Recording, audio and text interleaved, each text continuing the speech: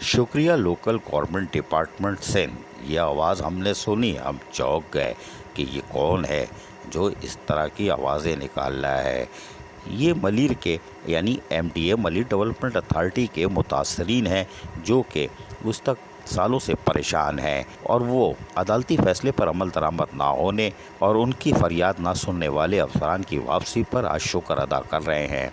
उनका कहना था कि लोकल गवर्नमेंट डिपार्टमेंट सिंध के अफसरान के हम तहे दिल से मशकूर हैं जिन्होंने सुप्रीम कोर्ट ऑफ पाकिस्तान के अहकामात पर अमल करके मलिर डेवलपमेंट अथॉरिटी में मौजूद गैर कानूनी और डिपोटेशन के ज़रिए अपने इदारों में वापस भेजने के जहां अहकामात जारी किए गए हैं, वहीं MDA अभी भी चंद गैर कानूनी डिपोटेशन पर अफसरान मौजूद हैं उनको रखे हुई है। इस गैर कानूनी डिपोटेशन माफिया का सरबराह भी इदारे में मौजूद है। मलिर डेवलपमेंट अथॉरिटी के मुतासिन का कहना है कि लोकल गवर्नमेंट के बाला अफसरान से गुजारिश है कि गैर कानूनी डिपोटेशन पर मौजूद जो भी अफसर बैठा हुआ है इसको वापस भेजा जाए।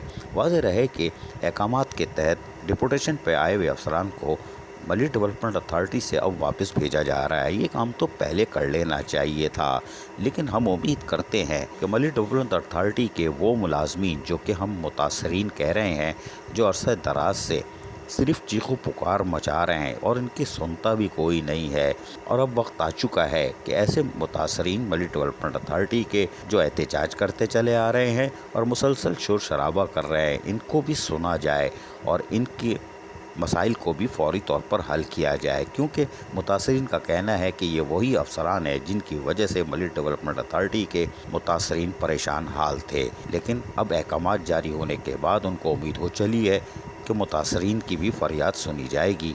अजीज़ आरिफ, KBS बल्दियाती न्यूज़, कराची। ऐसी ही खूबसूरत वीडियोस फ्यूचर में हासिल करने के लिए रेड बटन पर क्लिक करके और बेल आइकॉन को प्रेस करके हम सबके सब्सक्राइबर बनना मत भूलिए।